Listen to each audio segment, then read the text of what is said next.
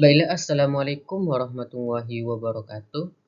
Sebelumnya, perkenalkan nama saya Rahmatul Islam dengan NIM 24053109. Baiklah, kali ini saya akan mempresentasikan terkait tentang mind mapping yang saya buat, yang yaitu tentang materi evolusi teori manajemen. Yang mana tugas mind mapping ini adalah sebagai pelengkap tugas mata kuliah pengantar manajemen. Baiklah, langsung saja kita mulai. Yang pertama yaitu sejarah perkembangan pemikiran manajemen. Yang pertama yaitu periode awal, yaitu manajemen dalam peradaban kuno, yaitu sekitar tahun 3000 sebelum Masehi sampai 1500 Masehi. Meskipun istilah manajemen baru muncul pada era industri, namun praktik manajerial sudah diterapkan sejak zaman kuno dalam berbagai peradaban. Contoh manajemen di peradaban kuno yaitu seperti Mesir kuno, yaitu sekitar tahun 3000 sebelum Masehi sampai dengan 1000 sebelum Masehi. Proyek besar seperti pembangunan piramida menunjukkan perencanaan yang sistematis, pembagian kerja, dan pengawasan tenaga kerja dalam jumlah yang sangat besar. Catatan administratif ditemukan pada hieroglif yang menunjukkan penggunaan sistem pencatatan untuk mengelola sumber daya, yaitu di Tiongkok kuno, yaitu sekitar tahun 2000 sebelum Masehi sampai dengan 500 Masehi. Konfusius merupakan salah satu tokoh, yaitu pada tahun 551 sampai dengan 479 sebelum Masehi, yang menekankan pentingnya moralitas, hierarki, dan kepemimpinan dalam administrasi negara. Sun Tzu dalam The Art of War membahas strategi dan taktik yang dapat diterapkan dalam organisasi modern, terutama dalam kepemimpinan dan manajemen strategi Romawi kuno, yaitu sekitar 500 sebelum Masehi sampai 476 Masehi.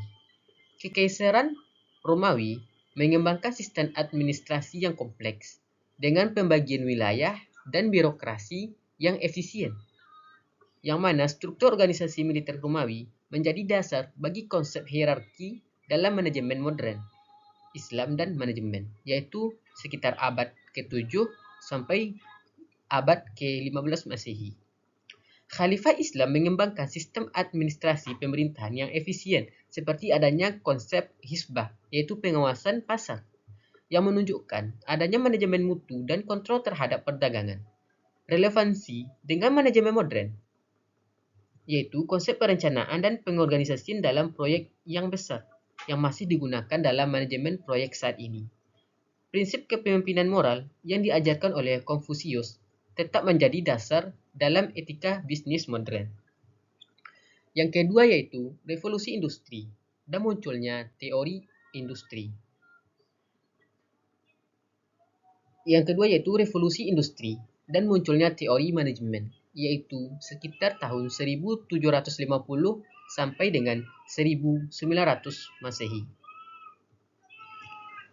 Perkembangan manajemen sebagai ilmu dimulai pada era revolusi industri di Inggris pada abad ke-18 dan menyebar ke seluruh Eropa dan Amerika Serikat. Perubahan yang mendorong kemunculan ilmu manajemen yaitu yang pertama yaitu mekanisasi produksi.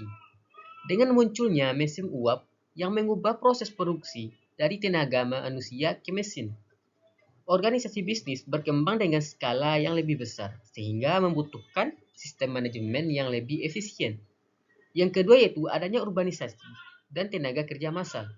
Banyak pekerja yang pindah dari desa ke kota untuk bekerja di pabrik.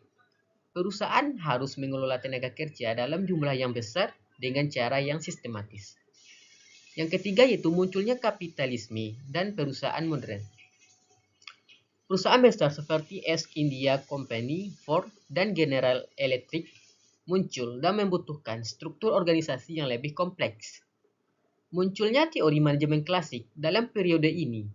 Manajemen mulai dikaji secara ilmiah yang melahirkan beberapa teori utama yang tentunya akan kita bahas dalam mind mapping kali ini. Yaitu yang pertama yaitu teori manajemen klasik. Yang mana teori ini berkembang pada akhir abad ke-19 dan awal abad ke-20.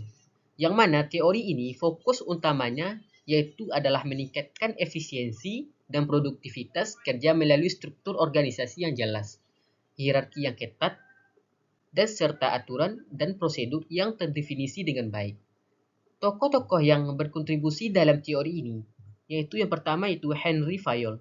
Beliau itu mengajukan yaitu mengembangkan 14 prinsip manajemen dan fungsi manajemen, seperti perencanaan, pengorganisasian, pengarahan, koordinasi, dan pengendalian. Yang kedua yaitu Max Weber, yang mana beliau itu mengajukan konsep birokrasi dengan hierarki yang jelas dan aturan formal untuk efisiensi organisasi, yang mana relevansi saat ini dan untuk masa depan yaitu meskipun banyak aspek dari teori manajemen klasik yang masih digunakan, organisasi modern lebih fleksibel dan adaptif. Struktur, hierarki, ketat mulai bergeser ke model yang lebih dinamis dan kolaboratif, terutama dengan meningkatnya teknologi dan kerja jarak jauh. Baiklah, yang kedua yaitu teori manajemen ilmiah, yang mana teori manajemen ilmiah ini dikembangkan oleh Frederick W. Taylor, yaitu pada awal abad ke-20. Teori ini menekankan efisiensi dan produktivitas melalui metode ilmiah, yang mana teori manajemen ilmiah terfokus pada studi waktu dan jarak untuk meningkatkan produktivitas kerja. Tokoh-tokoh yang berkontribusi dalam teori manajemen ilmiah yang pertama yaitu Frederick W. Taylor, yang mengajukan yaitu manajemen berbasis ilmiah, standar kerja, seleksi tenaga kerja yang tepat, dan insentif berbasis produktivitas. Dan kedua yaitu Frank dan Lillian Gilbert, studi gerakan untuk meningkatkan efisiensi kerja dan relevansi teori manajemen ilmiah untuk saat ini dan masa depan, yaitu metode ilmiah sebenarnya masih digunakan, terutama dalam bidang manufaktur, logistik, dan manajemen rantai pasok. Namun, organisasi ini lebih menekankan pada inovasi dan kreativitas dibandingkan hanya efisiensi kerja. Yang ketiga yaitu teori organisasi klasik. Teori ini berfokus pada struktur organisasi yang optimal dan pembagian kerja yang jelas. Prinsip-prinsipnya masih berkaitan erat dengan teori manajemen klasik dan ilmiah. Tokoh utama yang berkontribusi dalam teori organisasi klasik yaitu Henry Fayol yang menekankan prinsip administrasi dalam organisasi. Yang kedua yaitu Luther Gulick dan Lyndall Urwig yang menekankan konsep post-Descartes, yaitu seperti planning, organizing, staffing, directing, coordinating, reporting, dan budgeting. Dan relevansi teori organisasi klasik untuk saat ini dan masa depan, yaitu konsep organisasi klasik masih menjadi dasar dalam banyak perusahaan, terutama di sektor industri dan pemerintahan. Namun, banyak organisasi mulai menerapkan struktur yang lebih fleksibel dan berbasis tim untuk merespon perubahan yang cepat. Yang keempat yaitu pendekatan hubungan manusiawi. Pendekatan ini muncul sebagai kritik terhadap teori klasik dan ilmiah, yaitu yang terlalu fokus pada efisiensi dan mengabaikan faktor manusia. Yang mana tokoh utama dan distribusi yang berperan dalam pendekatan hubungan manusiawi yaitu yang pertama yaitu Elton Mayo, yang menekankan studi Hawthorne yang menyoroti pentingnya faktor sosial dan psikologis dalam produktivitas kerja. Yang kedua yaitu Douglas McGregor yang menekankan teori X dan Y tentang bagaimana manajer memandang pekerja dan relevansi pendekatan hubungan manusiawi untuk saat ini dan tentunya ke masa depan, yaitu pendekatan ini masih sangat relevan tentunya, terutama dengan meningkatnya kesadaran akan kesejahteraan karyawan, budaya, organisasi, dan kepemimpinan yang lebih berorientasi pada manusia. Di masa depan, faktor seperti keseimbangan kerja hidup dan kesehatan mental karyawan akan semakin menjadi perhatian yang utama. Yang kelima yaitu aliran manajemen modern. Aliran ini mencakup berbagai teori yang lebih fleksibel dan adaptif terhadap lingkungan bisnis yang dinamis. Yang mana ciri-ciri dari aliran manajemen modern yaitu menggabungkan pendekatan klasik, ilmiah, dan hubungan manusiawi, yang mana aliran manajemen modern terfokus pada sistem, lingkungan, dan teknologi. Manajemen berbasis data dan analitik. Dan relevansi aliran manajemen modern untuk saat ini dan masa depan, yaitu walaupun manajemen modern sangat sesuai dengan era digital saat ini, penggunaan teknologi seperti AI, Big Data, dan transformasi digital akan terus berkembang untuk meningkatkan efisiensi dan inovasi dalam organisasi.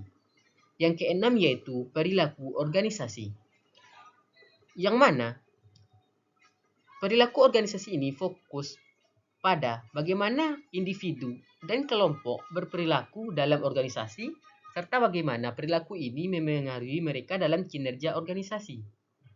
Tokoh utama yang berkontribusi dalam teori perilaku organisasi, yaitu seperti Abraham Maslow yang menekankan hierarki kebutuhan manusia, yang kedua yaitu Herbert yang mengajukan teori dua faktor seperti motivasi dan higien. Yang ketiga yaitu MC Sutherland yang menekankan teori kebutuhan seperti achievement, affiliation, dan power. Dan relevansi perilaku organisasi untuk saat ini dan masa depan, yaitu walaupun pemahaman tentang perilaku organisasi sangat penting dalam kerja hibrid dan digital, organisasi masa depan akan lebih menekankan pada kepemimpinan yang inklusif, keberagaman, serta budaya kerja yang mendukung inovasi dan kolaborasi. Dari penjelasan tentang presentasi memimpin tadi, dapat kita ambil kesimpulan bahwasanya sejarah manajemen menunjukkan evolusi dan pendekatan yang mekanistik, yang menuju pendekatan yang lebih fleksibel, manusiawi, dan berbasis komputer dan berbasis teknologi. Organisasi saat ini menghadapi tantangan globalisasi, digitalisasi, dan perubahan sosial yang cepat, sehingga teori-teori manajemen terus berkembang untuk menyesuaikan dengan kebutuhan masa depan. Baiklah, sekian presentasi mind mapping dari saya. Terima kasih. Wassalamualaikum warahmatullahi wabarakatuh.